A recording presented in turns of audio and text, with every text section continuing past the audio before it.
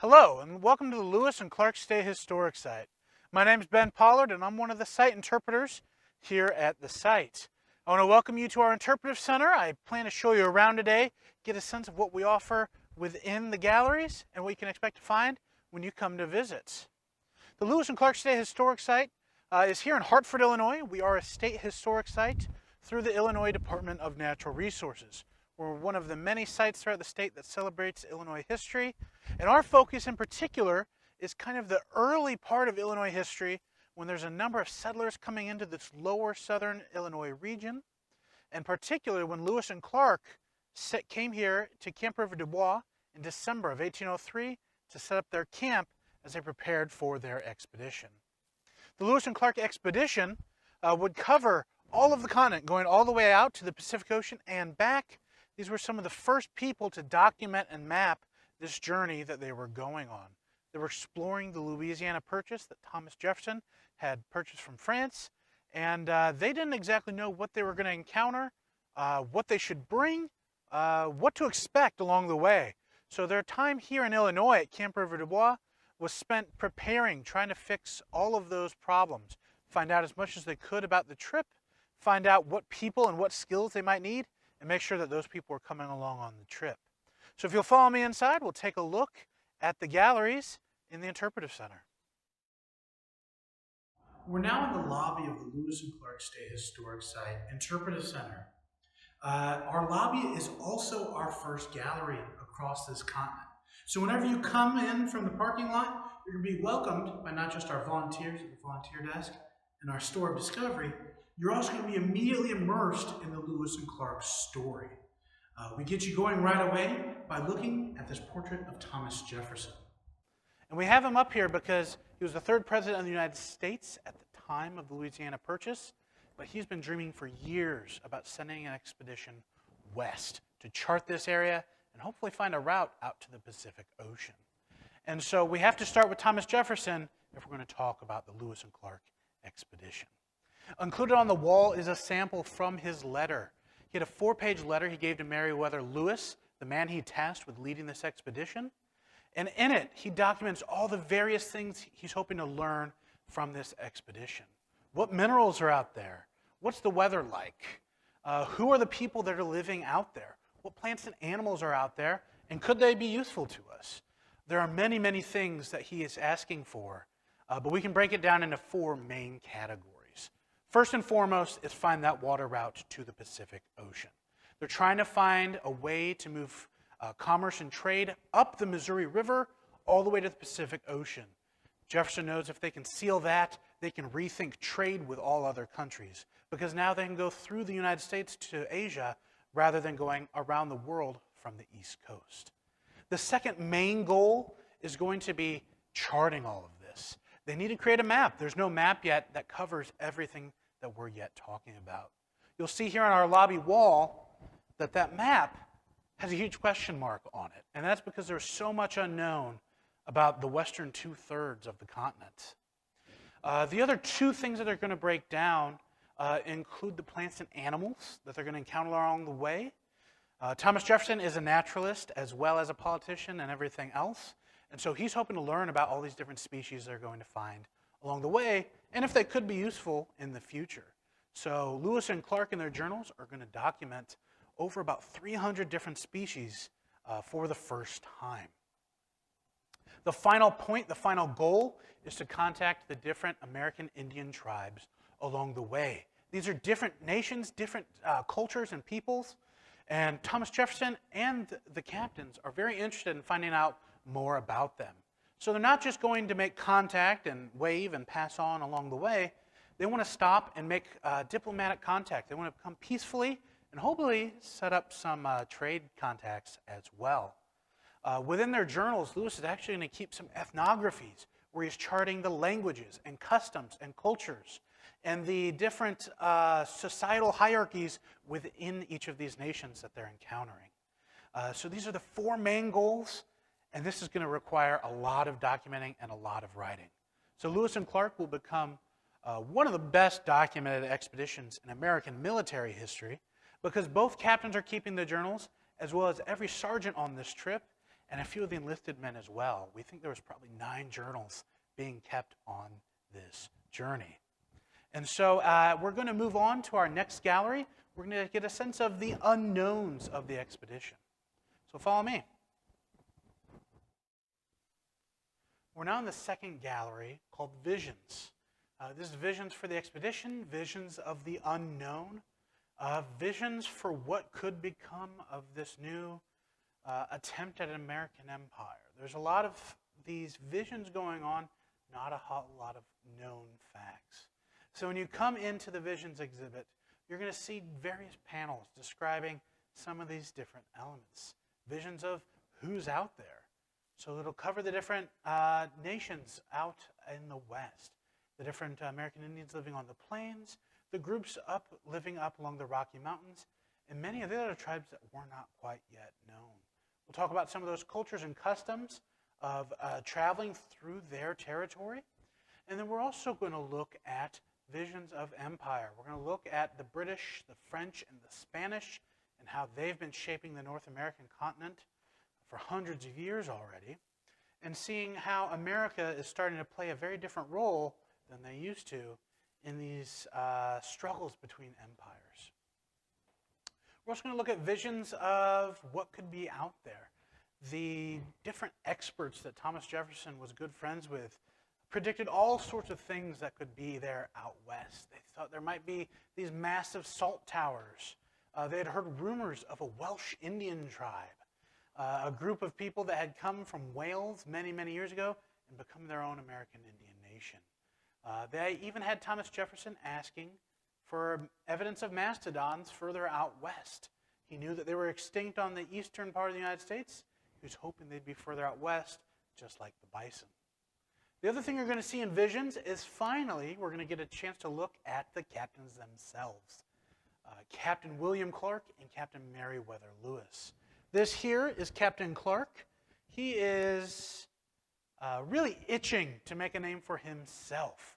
He's the youngest in his family of Clarks, including a number of them that were generals and war heroes during the Revolutionary War.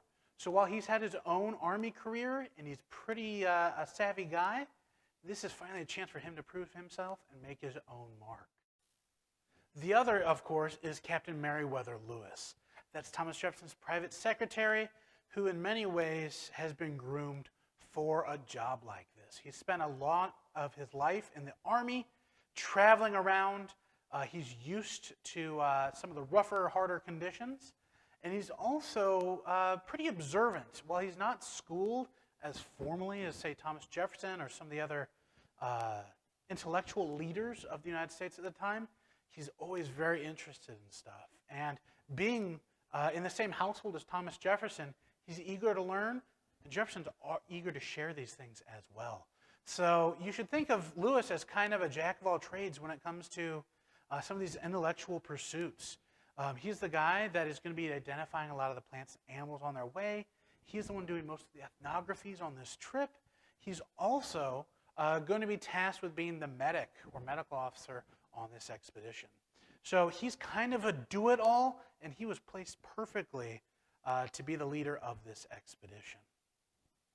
Within the rest of this section of visions, we're also going to get a look at some of the different frontier forts where many of these recruits were coming from for the expedition. This expedition goes from being Lewis and maybe about a dozen men to 2 captains and almost 50 people when they leave Camp River du Bois.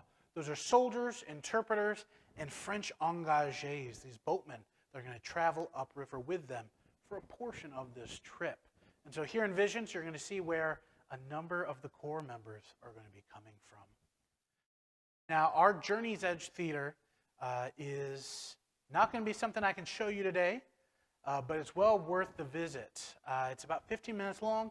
It's a great film about Lewis and Clark, particularly here at Camp River du Bois, as they're preparing for their journey. If you follow me next, we're going to move on to the main gallery. This is the main gallery, and it's our most exciting part of the entire Interpretive Center, because inside of it we have our replica of the keelboat that Lewis and Clark would have taken on their expedition. The main gallery will also serve to talk about Camp River du Bois, which is the name you've kept hearing me saying during this tour. And that is the first winter encampment for the expedition. So we're going to talk about the men that are selected here, building a camp from scratch when you have to winter over on the Illinois side of the Mississippi River. We're also going to take a look here in the main gallery at the keelboat and how you pack it. How do you gather all the supplies that you need for a trip where you don't really know how long you're going to be gone? So when people first walk into this gallery, they're going to be taken away by the full scale of the replica, and then they're going to start seeing the other stuff around here that they can start enjoying as well. We have a panel with a wall describing the men of the expedition, and it will break down where they're from, what their skills were, and what value they were bringing to the trip. We have other areas that are going to break down the different tools that you need to build a winter encampment like Camp River du Bois. When they got here on December 12th of 1803, they were welcomed with a hailstorm, and they had nothing to start with. They had to cut down trees, shape logs into buildings, stack them, mud them, and caulk them so that they were windproof, to where they could finally be out of the elements so they could spend their next 5 months here in camp focusing on the expedition. So I'm going to take you around and show you some other cool features of the main gallery. If you'll follow me, we'll take a look at the other side of the keelboat. So now on this side of the keelboat, you can enjoy the surprise that has been cut away and that you can actually see into it as it's being loaded by the men of the Corps of Discovery. This is great here in the main gallery because we're able to get the full scale of the keelboat, 55 foot long, 8 foot wide, in full sail here in the gallery, while also getting to enjoy all the difficulties of packing all the equipment needed on this trip. This expedition will take a little less than 2.5 years, 2 years, 4 months, 10 days. And this trip will require food for all the soldiers, as well as the scientific equipment to get the measurements they'll need for map making. I like to think of this as if I was packing for my own road trip. I'm going to take some clothes. I'm going to take some maybe tools packed in my car so I could fix it along the way, just like they'll need to fix the keelboat at different times. I might pack in some instructions or directions, which they're picking up from the different American Indian tribes along the way. On top of that, you might bring some gifts for the people you're going to be staying with. So a lot of the gifts that they're going to give at different councils with the different chiefs on this trip are also going to be bundled up and packed away on the boat. This is not the only boat going on the expedition. It is the largest. They've got 2 other pirogues that combined are going to carry about the same weight as this. In total, we're looking at them packing and moving about 30 tons of equipment when they leave Camp River du Bois in May of 1804. I mentioned the American Indian gifts that they're going to need for the different various councils. We're going to take a look at those next. So a lot of what's being packed up on the keelboat here in our main gallery is some of those gifts. And some of them are actually tucked away in boxes. So in here we have some of our beads that have been packed away, some other brooches and rings and jewelry. These are going to be given as gifts often to chiefs' wives to show that they were recognizing the status of those families within the tribe. Over here are some finished trade goods, some factory-made trade goods. Knives and tomahawks. There's even more tomahawks down here in the case. These are going to be useful tools. These are a way of showing that the Americans are coming with quality trade goods. So giving these away as gifts and trading these away for supplies they'll need on the trip will go a long way in raising the American reputation there in the West. Finally, over here, we do have some of the other things that'll make for great trading with the American Indian tribes, and that is trade cloth. They've got vermilion and different cottons. They even took extra officers' coats as gifts that they could trade away and give away on this expedition. There's a lot of great stuff to explore here in the main gallery. A lot of things to see here in the keelboat and some of the other displays here. And I don't want to give too much away because when you do get a chance to come to Lewis and Clark State Historic Site and see it for yourself, you're going to enjoy a lot of the different interactive panels and little surprises hidden throughout the gallery. So I would invite you to come and visit us. We're going to finish out going through the last 2 galleries because their time at Camp River du Bois is just the start of this expedition. And so the next two sections will be about that journey and about kind of the aftermath of it. So if you'll follow me, we'll take a look over there. Epic Journey is our next gallery. And this takes a look at what happens after Lewis and Clark leave Camp River du Bois. This is not the end of the story. It's just the beginning. Our site is the point of departure. And so they've got an entire journey that we will have to document and talk about here at the Interpretive Center. So what you'll see in Epic Journey is a series of pictures and quotations from the journals of the men of the expedition. We even have samples that have been written out in letter form for you to look and enjoy. We are going to talk about some of the more lighthearted elements, the joy of discovering a new species of bird or plant, the unique peoples they're meeting on this trip. We're also going to talk about some of the more treacherous and dangerous parts of this journey, when boats capsize, when animals attack. These are all things that were written about and experienced by the men on this expedition. And so we're going to address that here in Epic Journey. Our last gallery is Rediscovering the Core. We call it that because this expedition is famously called the Core of Discovery, and a lot of their information was lost for a time.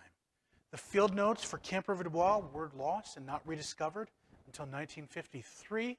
And in fact, the journals were published so long after the journey was completed that many in the public forgot about the expedition or some of the more fascinating elements of it. And so it's not until the centennial celebration about 100 years later that people are really starting to look at these journals again, pick through them again, and kind of relearn about the journey. And so as we're relearning and rediscovering, we talk about some of the myths of the expedition and how they've been treated in media. We also talk about the changes that have been made on the rivers and the other natural sites that they explored and wrote about in their journals. So we'll see not only the impact of the expedition on today, we also see today's impact on the area they were discovering over 200 years ago. I want to thank you for coming along through my interpretive tour throughout our galleries. I really hope that you'll have a chance to come visit us in the future. And if you have more questions, please visit us at campdubois.com or on our Facebook page. You can also follow our YouTube account for other videos with more information on the core, Camp River du Bois, and that time period. Thank you.